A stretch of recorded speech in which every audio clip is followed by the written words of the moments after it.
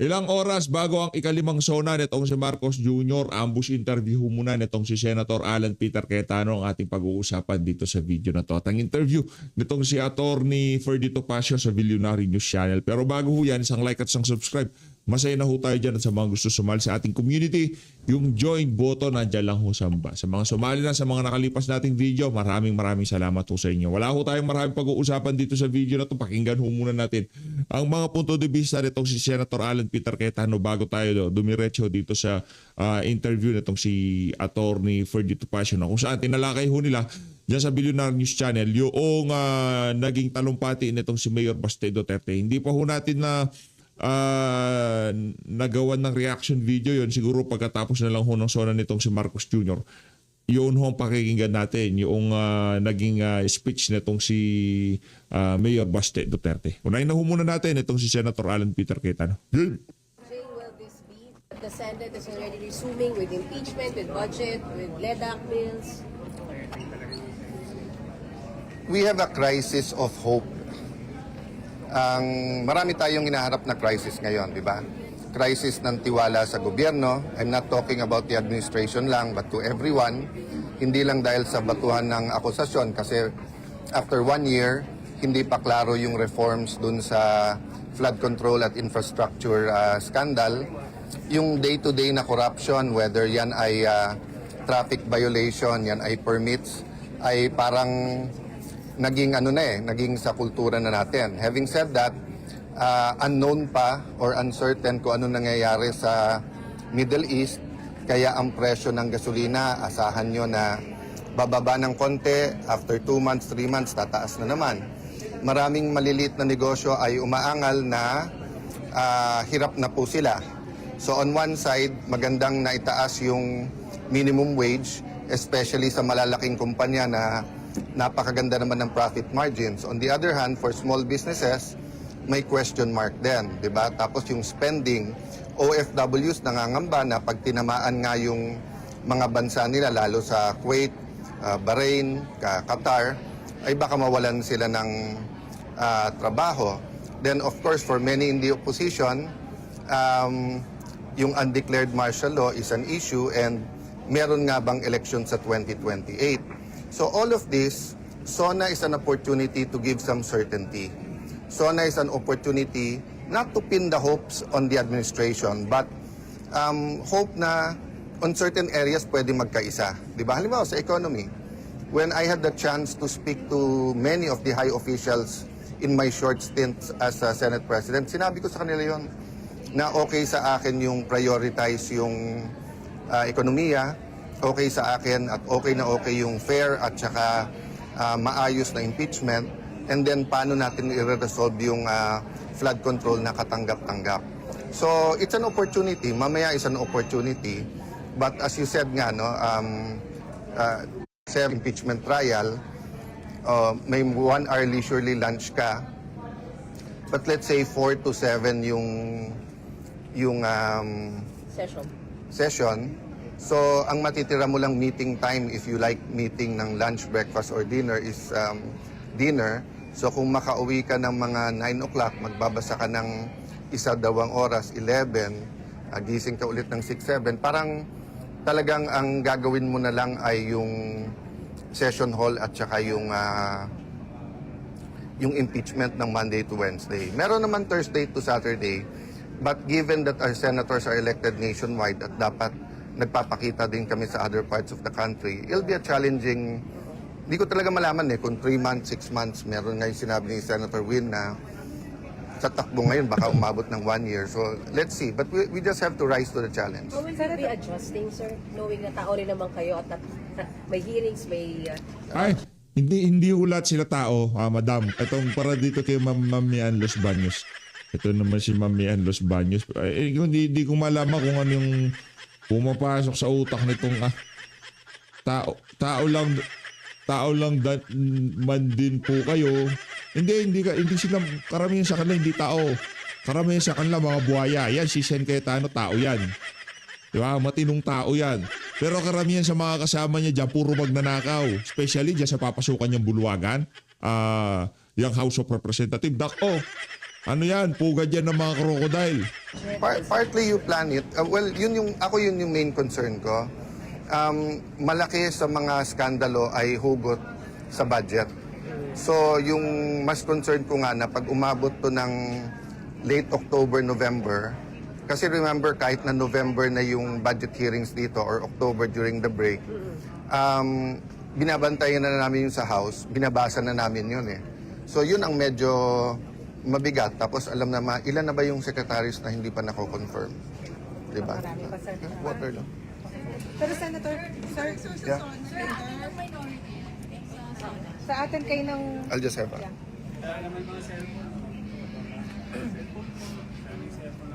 Sa atin kayo mamaya at bakit po kayo naka-block? Hindi pa kami nag-uusap lahat.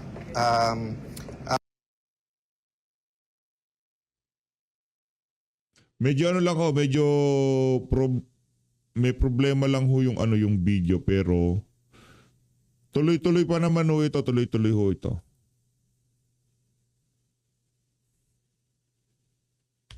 Yo! Binabantayan na namin yung sa House, binabasa na namin yun eh. So yun ang medyo mabigat. Tapos alam na ilan na ba yung secretaries na hindi pa nako-confirm? Diba? Marami pa, sir. Water lang. Pero Senator, sir, Yeah.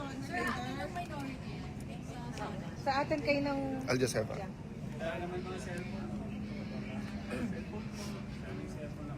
Sa atin kayo mamaya at bakit po kayo naka-block? Nako! Hindi pa kami nag-uusap lahat. Ako, mas preference ko siguro panoorin na lang sa TV.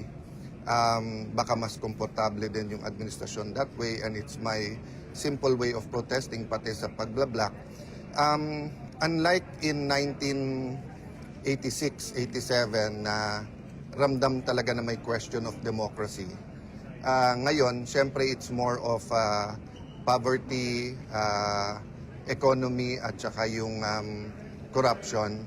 But I really believe that our democracy is in danger and talagang pag nagsalita ka, target ka bigla. Ano yung may undeclared martial law? Kanina, nung sinabi niyo may undeclared martial law. Ay, that's been said for the last 6 months, di ba?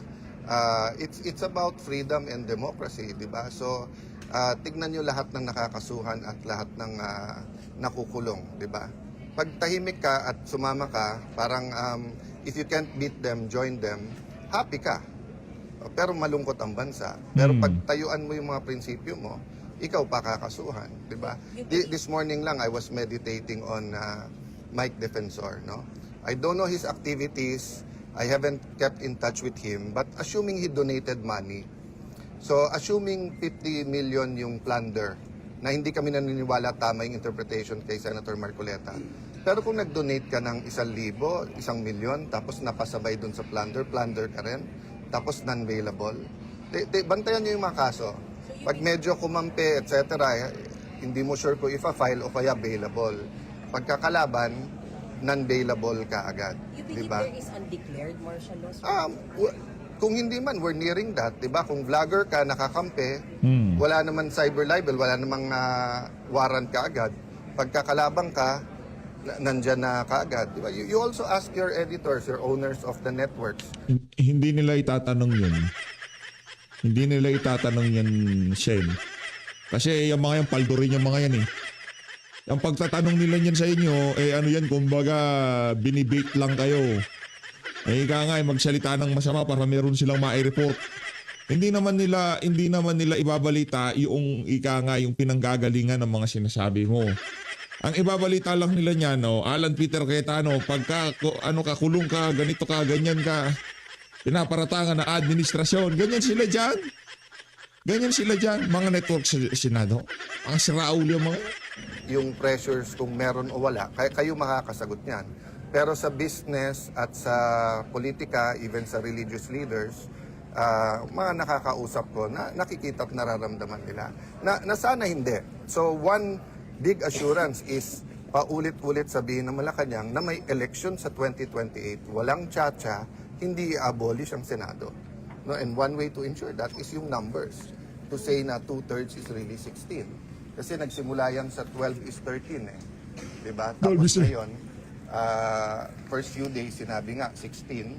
But then may mga gumagalaw na questionin nyo na sa Supreme Court o kaya tignan natin o kaya agahan natin yung pag ano nito, no? So it's dangerous times. Sir,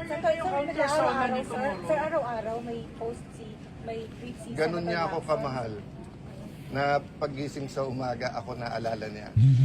From May 11 when I took the job, I knew that many persecution will be coming my way. Hindi ko lang na-expect it's through a senior senator na maraming bilib sa investigation skills. But ongoing, at every day naman, what you call this, may konti siyang amendment, etc. But like yung sinabi niya today, hindi ko alam saan nanggaling yon. I'm not the secretary of DPWH. I'm not the regional director. I'm not an engineer, di ba? So, but of course, taga-tagig ako. So, as much as I can, binabantayan ko. It's on the record. I never said certain things that he says I'm saying or doing. But pag may nabubuko kaming mali, kayo, di ba nakita niyo yung nung mag-isa akong naghihiring halos dito dun sa bridge na bumaksak sa Isabela. May in-expose din ako ng mga tiwali na contractor na kung ano-anong ginagawa, whether it's in our city or otherwise. Hanggang ngayon, hindi nakakasuhan yung contractor na yon, no? So, marami kaming nakalaban sa Taguig, maraming natanggal, whether sa local government, sa national government, contractor. So, maaaring yun yung mga nagsusumbong. So, i-verify lang nila mabuti. Pero harapin namin yon. Wala naman kaming choice kundi harapin yon. Ang hinihingi lang naman namin is that makita ng tao yung bigger picture na kung sinong nag-iimbestiga, kung sinong nag-criticize, biglang sila yung gustong imbestigahan. Hindi naman natin inaatrasan yan, pero hindi dapat ang ma-single out, di ba? So, ang dami, may mahaba ako listahan ng mga pwedeng tignan. So, having said that, let's finish the SONA, the contra SONA, then we'll have all the time for both the impeachment and allegations of corruption. But harap Ang problema kasi si Senator Alan Peter Cayetano, ito lang nakikita kong problema sa kanya. Minamayat-maya niya yung flood control. Parang ang dating, kada magsasalita siya, sinasabi niya, bakit tayo ba't merong ganito, ba't merong ganyan? Ba't hindi natin i-prioridad yung paghabol dito sa mga totoong nagnakaw sa Kaban ng Sambayanan? Ayaw ni Ping Lacson yun. Kasi pagka pinag-uusapan yung flood control, isa siya sa mga lumaro dyan sa investigasyon na yun sa mga maanumalyang flood control. Kaya nasasaktan si Lacson. Diba? Nasasaktan siya kahit hindi direktang sabihin ni Senator Alan Peter Cayetano na ikaw, chairperson, Blue Ribbon Committee Chairperson Ping Lacson, linaro mo ang investigasyon sa mga maanumalyang flood control. Kahit hindi niya direkta sabihin yun, allergic si Ping Lacson. Kaya yun, imbis na ituloy ang investigasyon sa mga maanumalyang flood control sa administrasyon nitong si Bangag, inuna niyang imbestigahan yung paulit-ulit kinlir ng DPWH na walang problema pagdating sa mga flood control diyan sa Taguig. natin yan. May insertion daw po kayo na more than 6 billion pesos Wow. sa 2025 budget. Kapag ka minority, insertion. Pag majority, amendment. Amendment. Diba? Pagka majority, pwedeng lahat ng senador may amendment and sasagutin ko sa tamang forum at panahon kahit sa harap nyo. But I want na ilatag niya yung ano ba talaga ang sinasabi niya, magkano, saan, etc.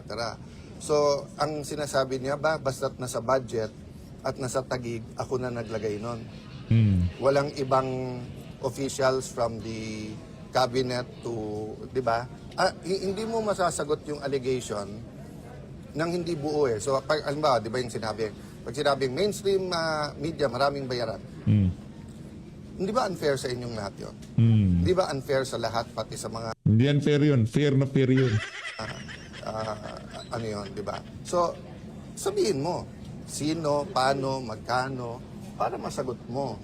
Di ba? So, May po siya sa tweet na yung mga projects na nabayaran ng alin project nga yun? Alin ang project? yun? So, pag ang problema sinabi kasi kong may dito ang problema kasi dito sa mga reporter na to, especially doon sa Cecil, yung si Cecil, taga ano yun, aso ni Ping Lacson yun eh. Naratibo ni Ping Lacson kahit saan magpunta yung ali na yun. Pagka magpapa-interview si Ping Lacson, yun na mag-i-interview sa kanya. Minfa, Matanda Sinimparabali pala ito. walang allegation na sinasagot na hindi mo alam kung ano yung allegation. Di ba? So pag sinabi kong meron dyan, radio anchor o anchor sa TV, Hindi, sinimparabali na. o may vlogger dyan, nabigyan, may PR, sasagutin mo? Pero yung, Hindi mo alam kung anong- Pero masasiguro niyo po walang ghost sa... Sorry, last question. Yes? Sabi niya po ang right good place para sa inyo ay sa Payanas. Ang para sa administrasyon na to, lahat ng kritiko nila gusto nila sa Payatas. So I leave it to God, I leave it to our people. Kilala niyo ako, kilala niyo yung naging patakaran ko. You ask our reputation sa Taguig kung pumapayag kami ng kalokohan. Kaya nga maraming galit na kontraktor eh. Kasi nga, mahigpit ang patakaran. Kung may nakalusot dyan, etc., let's see. Di ba? But you know us. You know us. You might not always like me. Maybe more times asar o hindi, etc. But you know us. You know us. And people know us. Di ba? Pero sa sinabi niyo na walang ghost project sa Sabi ko, to my knowledge, walang ghost project. It takes parati. I've said that again and again. Nung sinabi nilang Diskaya, sabi ko, lahat imbestigahan. Pasig, Baguio, buong Pilipinas. 1 year na, wala pang report. Tapos after 1 year, biglang Taguig. Diba? So, hindi kami pwedeng tumahimik. Yung, palakpakan natin ito si Senator Alan Peter Cayetano. Chen, basta ito lang masisigurado namin dito. Hindi man namin kayo kasamang pisikal araw-araw, pero kapanalig mo kami at alam ko marami sa mga kasama natin dito sa PH Update. Kaya pinagdadasal ho kayo sa ating mga pakikibaka, pakikipaglaban para mailagay sa ayos itong bansa na to. Rekta ho tayo kay Atty. Topacio. Okay. Other issues, we'll be speaking with Attorney Ferdy Topacio. Good morning, Attorney Ferdy. Yes, good morning, and it's Mr. Sex Appeal. Di ba? Hindi pa. Pangalan pa lang talaga. always a pleasure to be here at BNC. Thank you so much.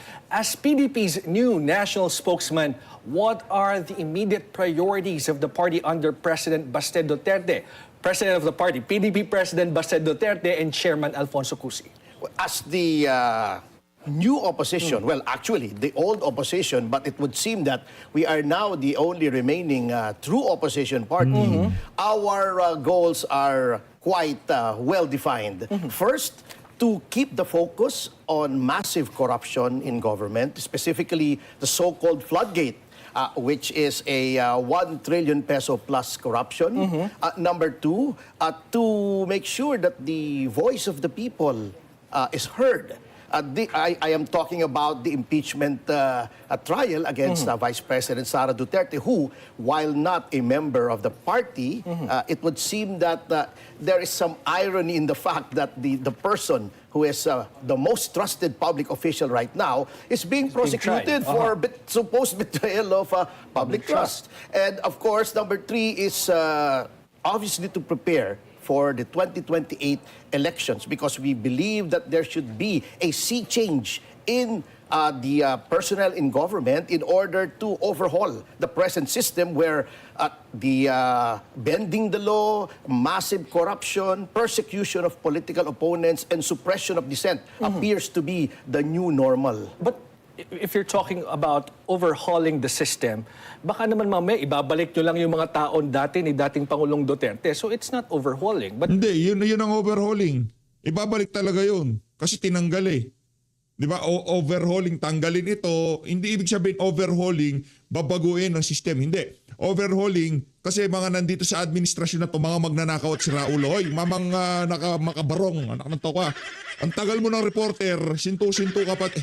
Lunis ngayon, Sona ngayon. Hayaan mo na siya, pagbigyan na natin siya. just bringing back those old people who served under the Pagbigyan mo na Duterte PH, administration. hayaan But mo na siya. it's a mixture of Hayaan mo na si attorney kaaway yun. Attorney Ferdy ang sumalan sa dyan. old and new. Parang kasal yan eh. Something old, something new, something borrowed, something blue. Yes. Although I'm not sure what the blue is. Well, the blue is the Filipino people now because of everything that's happening. What we mean is the push for federalism, which was not realized during the last administration, will be the focal point of any new administration. Of course, on the assumption that we gather victory in the next election. So we believe that it is the form of government, not just the people in government, but the form of government should be overhauled. The 1986 Constitution has served its purpose.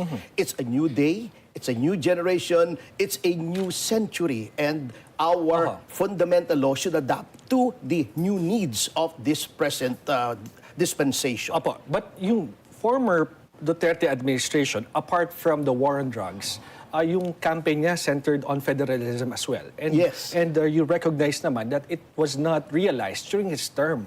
So what is changing right now in terms of the concept of federalism in relation to what you are pushing for right now?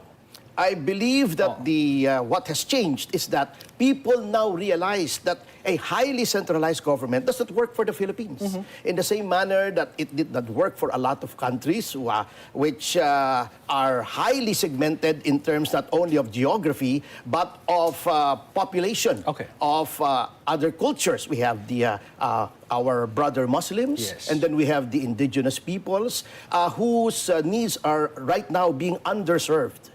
Okay. And now, there are speculations that PDP President Mayor Baste Duterte might run for president if his sister VP Sara is convicted by the impeachment court. Tama ba yung ating hinuha that Baste Duterte is the plan B of the Duterte camp? That is highly speculative because we are not even thinking about that because as of now, we are still confident that the prosecution will not be able to convince the requisite 16 senators in order to convict the vice president. So as we observe the impeachment trials, it would appear that the prosecution case so far has been weak, the presentation is weak, and I believe that the people are still trusting of the vice president. And since the impeachment is a political process, that should be a factor in the decision-making process of the senators, judges. But you know, sabi nga nila, in politics, you should be at least a step or two steps ahead in terms of planning, di ba? So, hindi man lang ito kinoconsider, hindi pinag-uusapan because, you know, in politics, anything is possible. That's true, that's true. But with the present leadership now, we are highly adaptable. We have a lean, mean fighting machine in the PDP, and whatever political exigencies may arise in the future, we can quickly adapt to it. Kumbaga, hindi nyo pa pinag-iisipan that there's an other option apart from Inday Sara Duterte? Not at the moment. Not at the moment. Well, in fact, everything is so fluid. What we are focusing now is the issue of corruption, which appears to, it would appear that it is being swept under the rug because of the diversion of the impeachment as well as other issues. Okay. Now, during the PDP meeting last Saturday, Mayor Baste also said Senator Rodante Marcoleta was targeted for pushing for the Senate Blue Ribbon Committee probe into the flood control projects. Senator Robin Padilla is also under investigation for supposedly helping Senator Bato de la Rosa elude arrest. What can PDP do about this? We are extending whatever help we can in the form of legal assistance to those who are under siege, so to speak, mobilizing public opinion, and, well, appearing in programs such as this in order to give the people the real picture as to these continued persecutions right now. It is Senator Cayetano who is under fire for supposed anomalies in the 2019 SEA Games, when my other group, the Citizens Crime Watch, is the complainant in 2019, and had we seen any role that Senator Cayetano played in that anomaly, we would have filed a case against him as well. But as of now, it is between the BCDA and a certain entity called MTD Capital Berhad that seems to be the culprit in an 11 billion anomaly with respect to the games. Okay, so we are just thinking about this, because Mayor Baste, balikan ko lang po si Mayor Baste, said his statement about calling for the head of PBBM was taken out of context. And do you think the NBI will actually just take that like a grain of salt? Well, it will not, because, you know, I mean, let's not kid ourselves.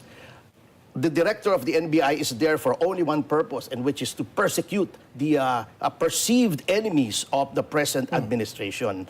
The PDP has time and again said and reiterated and repeated its position that we are against an extra constitutional regime change, that we disavow the use of any form of violence. So whatever we say about getting the head of the president, etc., are just figures of speech. Now, of course, if the director wants to take it literally, as he is wont to do in cases such as these, there is nothing we can do to stop that. That is his role as the attack dog of the present administration. Okay, so you call him an attack dog. Why?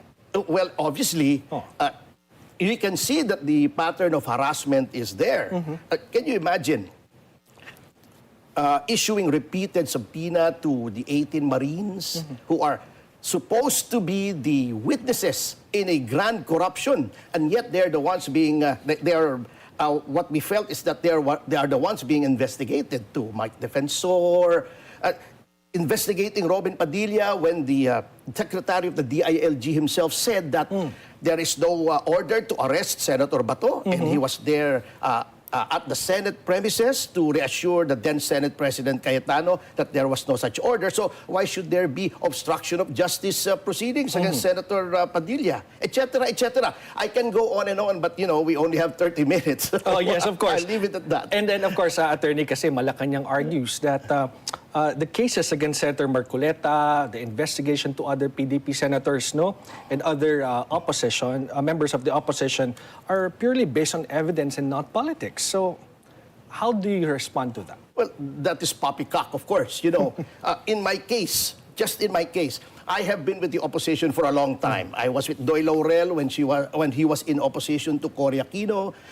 I was with ERAP when he was in opposition to GMA. Yes. And I have had no cases filed against me. Now I have cases for cyber libel, sedition, inciting to sedition. This is the only administration I have seen that is really utilizing the concept of lawfare or legal warfare to the hilt. So, to that extent, how can you believe anything that comes out of the these spokespersons of Malacanang when it comes to these things? So, I'm just wondering po, kasi si Senator Robin Padilla, he was the president, correct? Before Baste Duterte. So, ano yung magiging role niya ngayon while he is no longer an officer of PDP? But before you answer that, Attorney Ferdy, at the forefront, we'll be back after a short break. Wala na po talagang segue. Si Atty. Topacio na sumalansan dito sa reporter na to. Attorney, ano na magiging role ni Senator Robin Padilla now that he stepped down as the president of PDP? Senator Robin stepped down because he wanted to concentrate on his legislative duties. That was clear from the time that he resigned as party president to be replaced by Mayor Baste. That will still be his role. He will be a lead player in pushing for the legislative agenda of the PDP. He has a platform in the form of his Senate position, privileged speeches, etc. He is a senator judge. And lastly, he is a well-known public figure with a great degree of popularity who can use that popularity to get the message across with respect to the advocacies of the PDP. But So that's already a very big role as far as we are concerned. But Attorney Ferdy, kasi he openly said that he's no longer interested to run as senator if it's re-election or in other position. So how do you take that? Part ba ito ng pag-step down niya na i-push na natin yung mga ibang individuals who are interested and who wants to run? Yun ang sabi niya, pero kami, kinukumbinsi namin siya to run again. Kasi sayang naman his heart is in the right place. Alam natin that he is connecting with his message kasi ang daming bumabati ko sa kanya. Otherwise, they would just ignore him like Lito Lapid, who says nothing. So run again for re-election. Re-election, not for vice president? Well, for any position that will suit him, because he is one of our best weapons.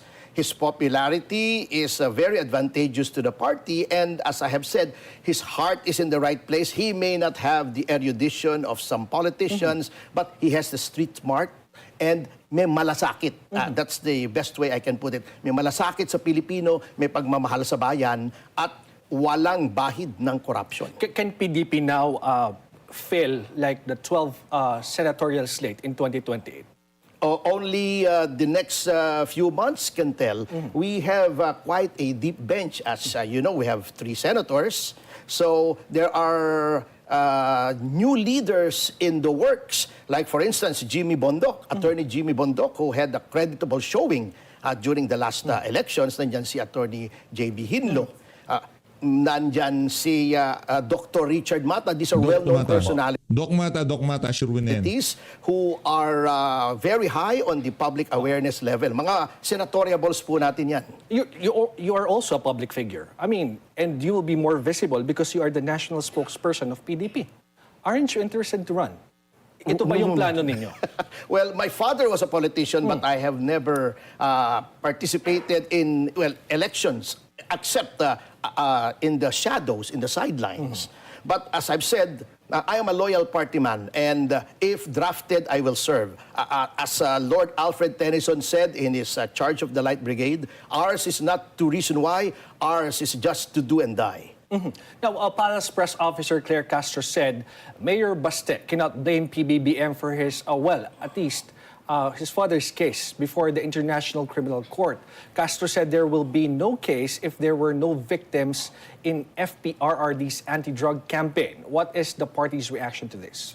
The decision to kidnap PRRD and bring him to The Hague was a purely executive decision. And the chief executive is the president of the Philippines, so we can just leave it at that. We were under no obligation anymore to abide by the directives of the ICC, having withdrawn in 2019. We are under no obligation to follow the Interpol. The Interpol rules itself says that they always defer to the national law of a member country. So it was an executive decision. The president cannot disavow, he cannot deny responsibility for that. And as his cabinet members admit, sina Remulla, yung mga police under them, they were part of the cabal that made that kidnapping and transport to The Hague possible. Okay. Now, Attorney, there are critics. Of course, you had your meeting last Saturday. You had a party meeting last Saturday in Davao City, while some people, residents, are suffering from the massive flooding in the area. Inunan nyo pa daw po ang politika kaysa tulungan yung mga tao doon sa Davao region. What's your response?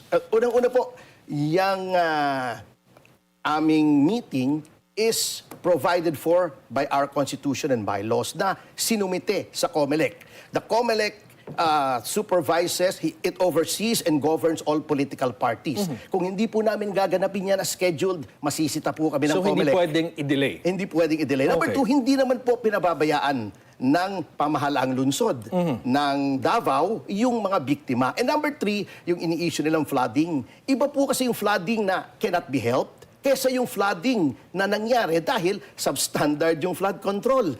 Sa Davao po, wala namang nakitang substandard na flood control or ghost projects with respect to flood control. Okay. But yun din yung nire-raise ng mga iba that, bakit despite the billions of pesos na napunta doon sa Davao City, bakit ganun pa rin, massive pa rin yung flooding sa area? What happened?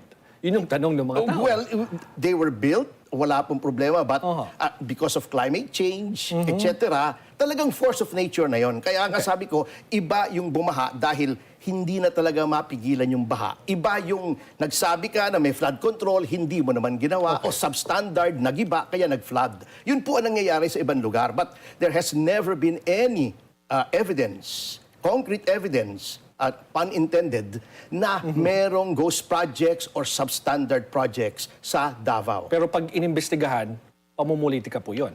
Is that the case? Nakita na natin, di ba? At noon ang bumabaha, Bulacan. Ang bumabaha dito sa Ilocos. Pero bakit ang inimbestigahan ni Davao City? Okay. Pinuntahan ni Secretary Dizon. Pero bumabaha din po kasi. Kagaya niyan, nangyari. But anyway, today, Baboy nitong reporter pa. Ayoko na. Bumabaha din po kasi. Di dapat pala lahat imbestigahan kasi bumabaha din ang Bulacan. Bumabaha din ang... Ang daming bumabaha. Ba't sinisingle out ang Davao? Di bumabaha din po kasi. Ba't walang investigasyon din sa mga ibang bumabaha? Si Raulong reporter. Ayun na nga, maraming salamat sa pagsupport sa Page Update. Mag-ingat po kayo lahat. Mahal natin Pilipinas. Grato.